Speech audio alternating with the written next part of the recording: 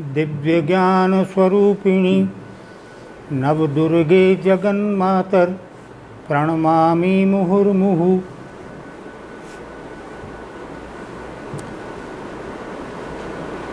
एक राजा की बेटी का 9 लखा हार गुम हो गया।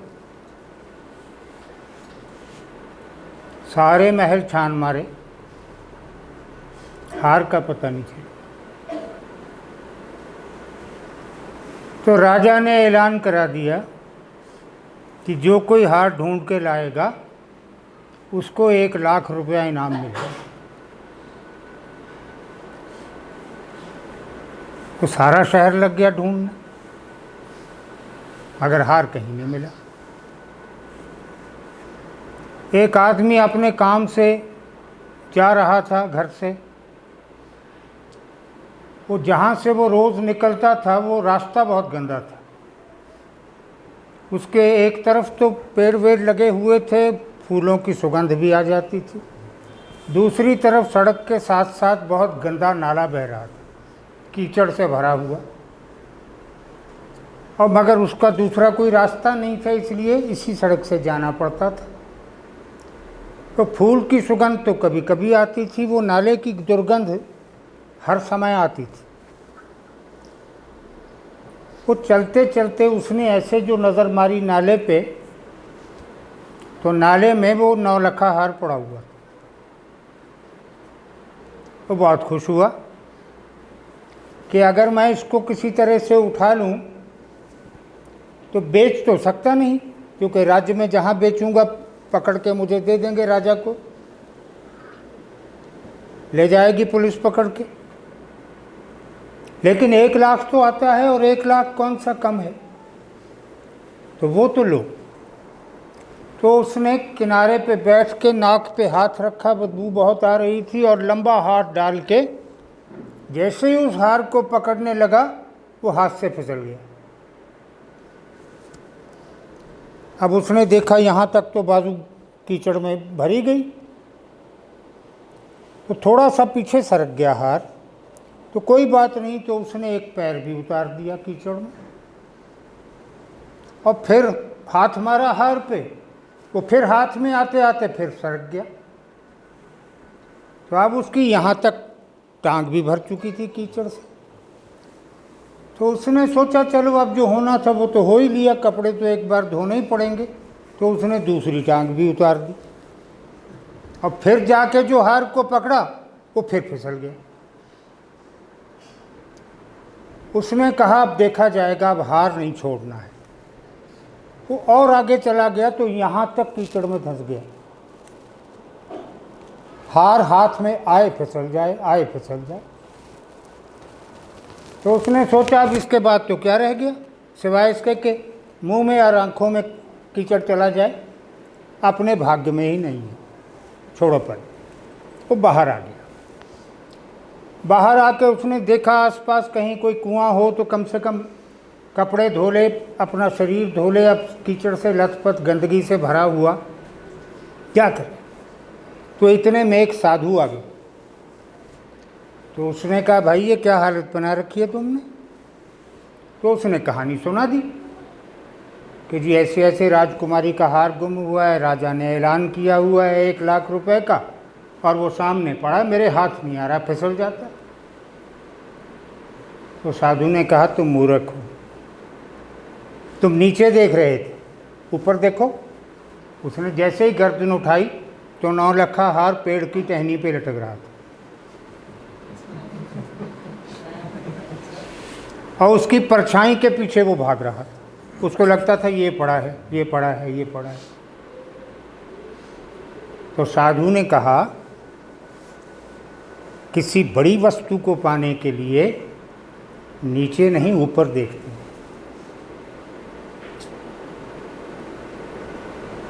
अब ये संसार वो गंदा नाला है जो सड़क के साथ बह रहा है, और उसमें से जो दुर्गंध उठ रही है वो पाप कर्मों की उठ रही है, दूषित विचारों की उठ रही है। और जो कभी कभी इधर से फूल की खुशबू आ जाती है वो शुभ कर्मों की, पुण्य कर्मों की सुगंध है। दोनों के बीच में से निकलना होगा। किसी व्यक्ति के भाग्य में न केवल दुर्गंध है, न केवल सुगंध है। सुगंध भी आएगी, दुर्गंध भी आएगी। इनको भोगना है। तुम चाहो न चाहो भोगा ही जाएगा, क्योंकि सड़क पर निकलने वाला हर व्यक्ति सांस के जरिए से दुर्गंध भी अंदर ले जाएगा, सुगंध भी अंदर ले जाएगा। इसी को भोगना कहते हैं। तो ये माया की गंदगी जो है, इससे दो चीज़ें बहुत स्पष्ट हो जाती हैं। एक तो ये कि तुम्हारा शरीर अशुद्ध होता है। शरीर अशुद्ध होने का मतलब है तुम्हारे शरीर से, हाथ से, वाणी से ऐसे कर्म हो जाते हैं जो कर्म शरीर को दूषित कर देते हैं। और दूसरे, तुम्हारा मन दूषित हो जाता है। शरीर का दूषण तो दूर हो जाएगा, नहा लो, साबुन मल लो। मन का दूषण किसी स्नान से नहीं मिटेगा। वो मन का दूषण जो है वो भ्रम के पीछे ले जाता है। हार नहीं है, हार की छाया पड़ रही है, लेकिन मन मान रहा है कि ये असली हार है। तो इस संसार में जो कुछ भी है, धन है, संपत्ति है, संतान है, संबंध हैं, मित्रताएं हैं, जो कुछ भी है, उसमें से एक बात सुनिश्चित करने की है कि हम परछाइयों के पीछे तो नहीं दौड़ रहे हैं। हमारा शरीर ही सब कुछ तो नहीं बन गया। शरीर के अंदर पड़ी हुई आत्मा भी कोई वस्तु है कि नहीं है। और जितने संबंधों को हम लेकर चल रहे हैं उनके पास भी आत्माएं हैं। हम उनकी आत्मा के साथ जुड़े हुए हैं कि उनके शरीरों के साथ जुड़े हुए हैं। अगर शरीरों के साथ ही जुड़े हुए हैं तो फिर हम उस गंदे नाले पे पड़ने वाले नौलखा हार की छाया के पीछे दौड़ रहे हैं। और अगर आत्मा के साथ जुड़े हैं तो फिर नाले में तो उतरने की ज़रूरत ही नहीं है, फिर तो पेड़ पे चढ़ने की ज़रूरत है। पेड़ पे चढ़ना जो है उसको अध्यात्म कहते हैं। अध्यात्म ऊपर को जाने का नाम है, नीचे को जाने का नाम नहीं। और जो जितना ऊपर उठ जाएगा उसका आनंद उतना ही बढ़ता चला जाएगा, क्योंकि ध्यान का, साधना का आउटकम जो है वो ब्लिस है, जॉय नहीं है, ब्लिस। ब्लिस को हिंदी में कहते हैं परमानंद। केवल आनंद तक नहीं रुकना है, आनंद की परम स्थिति तक पहुंचना है। और जब वहां पहुंच जाएंगे फिर ना मन दुखी करेगा, ना बुद्धि बीच में आड़े आएगी, ना कोई शंका, ना भावना, सबसे परे हो गए। इसी को ज्ञानातीत अवस्था कहते हैं। ज्ञान बहुत बड़ी चीज़ माना गया है। ज्ञान के पीछे बड़े बड़े ऋषियों ने पूरा जीवन गाल दिया अपना, लेकिन ज्ञान पाकर हुआ क्या फिर? ज्ञान से तो आगे निकलने पर ब्रह्म मिलेगा, ज्ञान से ब्रह्म नहीं मिल सकता। ब्रह्म के लिए ज्ञानातीत होना पड़ेगा, बियॉन्ड नॉलेज निकलना पड़ेगा, बियॉन्ड विजडम निकलना पड़ेगा। क्योंकि विजडम ही तो है, तुम्हारी नॉलेज ही तो है जो परेशान कर रही है, खराब कर रही है। अब हम बिंबों के पीछे दौड़ रहे हैं।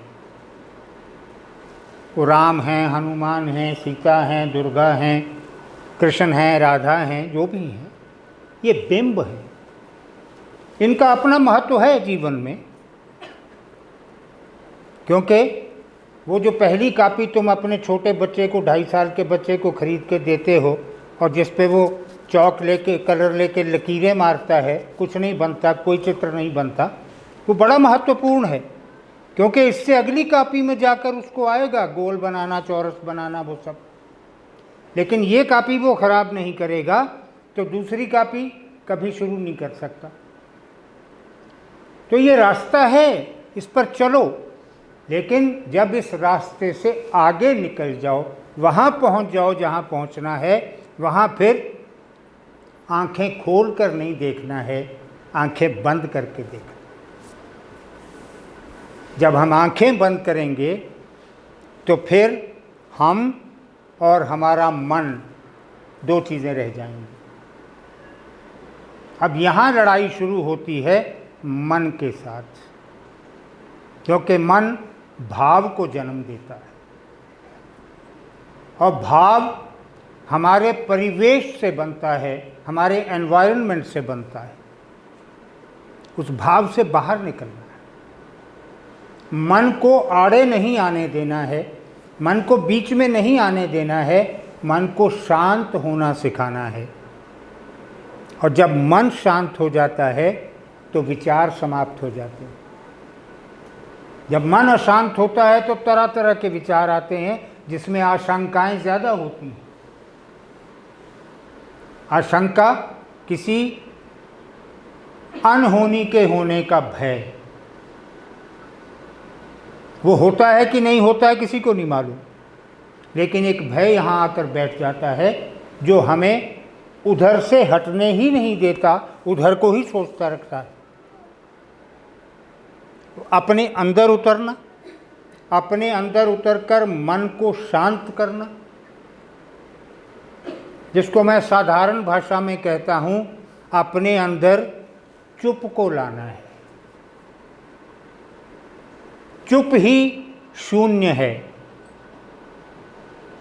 हम बोलते रहते हैं, 24 घंटे बोलते हैं, नींद में भी बोलते हैं, कुछ भी काम कर रहे हो बोलते हो। अंदर जो कुछ चल रहा है वो बोलना ही है, या बुद्धि बोल रही है या मन बोल रहा है। दोनों जब तक शांत नहीं होंगे तब तक वो अवस्था नहीं आएगी जिस अवस्था में से ब्लिस को आना है। एक बात याद रखना, हिलते हुए पानी में कभी इमेज स्पष्ट और क्लियर दिखाई नहीं दे सकती। बहते हुए दरिया में अपनी शक्ल देखो, फीचर्स नहीं दिखाई देंगे। खड़े हुए पानी में अपना चेहरा देखो, नाक, कान, आँख सब स्पष्ट दिखाई देंगे। वो जब तक लहरें हैं तब तक बिंब की स्थिरता नहीं है, और जब लहरें हट जाएं, पानी शांत हो जाए, तो फिर बिंब भी स्थिर हो जाएगा और स्पष्ट हो जाएगा। तो जब तक तुम्हारे मन में भावों की लहरें चल रही हैं, तब तक उस पानी में आत्मा का बिंब झलकेगा, स्पष्ट दिखाई नहीं देगा। अगर उसको स्पष्ट देखना है, पहचानना है, समझना है, उससे जान पहचान बढ़ानी है, तो लहरें बंद करनी पड़ेगी। और लहरें बंद करने के दो ही तरीके हैं। एक तो ये कि शरीर ही सो जाए, मृत्यु आ जाए। दूसरा ध्यान और संकल्प। जब हमारा संकल्प बन जाए कि मैं अपने मन में किसी विचार भाव को उठने नहीं दूंगा, तो नहीं उठेगा। हम तो उसको सुलाते नहीं हैं, हम तो पुचकारते हैं कि ज़रा और लंबा चल। जो हमारी पसंद का विचार होता है ना, मान लो मन में विचार आ गया कि ये अगर यहाँ इन्वेस्ट कर देंगे तो ये मल्टीप्लाई करके इतना हो जाएगा, तो इस विचार को हम हटाएंगे नहीं और फैलाएंगे कि चल आगे चल, कितना मल्टीप्लाई होगा, कितनी देर में होगा, हम उसको स्ट्रेच करेंगे। और डरावना विचार होगा उसको भी स्ट्रेच करेंगे, ये जानने के लिए कि जिस खतरे की बात मन उठा रहा है वो मुझसे कितना दूर है और उसमें अभी कितना समय लगना है। तो दोनों, तेरा बंद हो गया, दोनों अवस्थाओं में हम अपने भाव को, अपने विचार को स्ट्रेच करते हैं, खींचते हैं, लंबा करते चले जाते हैं। परिणाम क्या निकलता है? वही अस्थिरता, वही जल का प्रवाह, वही लहरों का उठना, बिंब का अस्पष्ट धूमिल होते जाना और मन में उस शून्य का पैदा न होना जिस शून्य में परमानंद पड़ा हुआ है। ईश्वर को परमानंद क्यों कहते हैं? क्योंकि वहाँ भाव नहीं, विचार नहीं, जन्म नहीं, मरण नहीं, सुख नहीं, दुख नहीं, संपन्नता नहीं, अभाव नहीं, कुछ भी नहीं। इसलिए ईश्वर को परमानंद कहते हैं। तो परमानंद की प्राप्ति अगर करनी है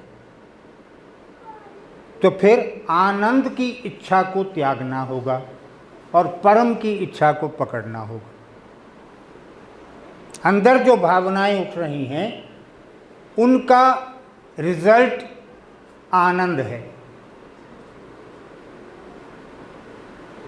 उसको वाइकेरियस प्लेजर भी कहते हैं, प्लेजर भी कहते हैं, दो ही तरह की हो। किसी का बुरा सोचकर भी रस मिलता है, उसको वाइकेरियस प्लेजर कहते हैं। कल्पना कर ली अपने किसी ऐसे व्यक्ति की जिससे शत्रुता है या जो पसंद नहीं है कतई, उसकी कल्पना कर ली और उसकी मृत्यु की कल्पना कर ली और लगा कि वो मरने जा रहा है तो बड़ा रस आता है।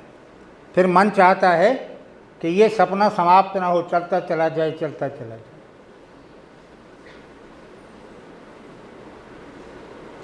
तो हम क्या ले रहे हैं अपने जीवन में से? हम क्या ले रहे हैं? रस ले रहे हैं, प्लेजर ले रहे हैं कि दूषित रस ले रहे हैं, वाइकेरियस प्लेजर ले रहे हैं? क्या ले रहे हैं?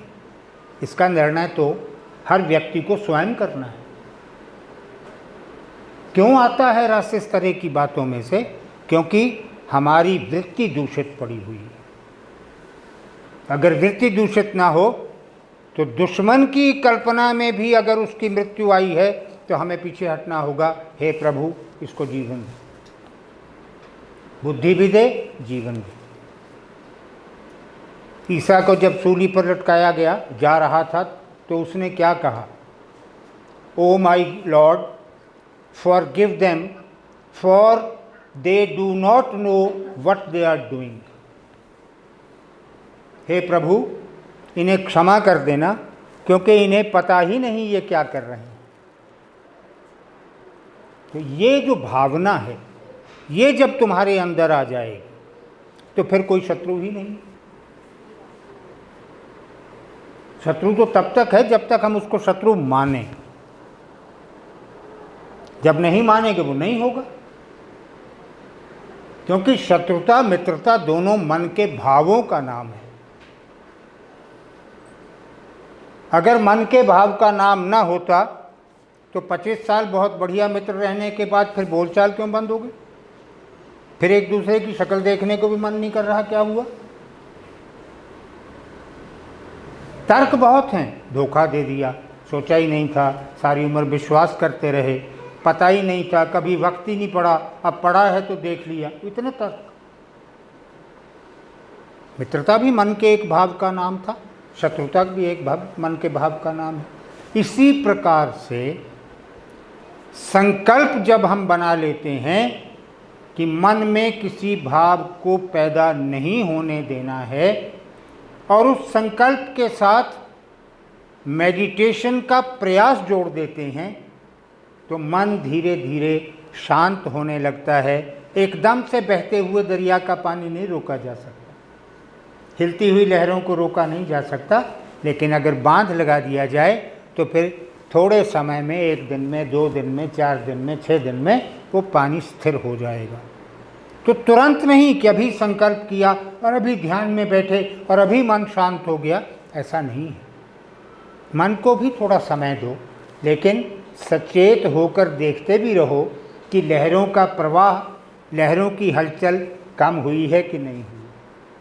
अगर नहीं हुई है तो बांध लगाने में कोई कमी रह गई है, पहले उसको प्लग कर लें। अपनी एफर्ट में कहीं जहाँ कमी है पहले उसको प्लग कर लें, ताकि पानी का रिसाव न रहे, पानी का बहाव रुक जाए। तो मन को शांत करना है, मन को भावों से मुक्त करना है, बुद्धि को शांत करना है, बुद्धि को विचार के घोड़े दौड़ाने से रोकना है। तब जाकर उस शून्य की अवस्था की तरफ चलोगे जिस शून्य के बिना ब्रह्म नहीं है, जिस शून्य के बिना परम आनंद नहीं है। ओम शांति शांति।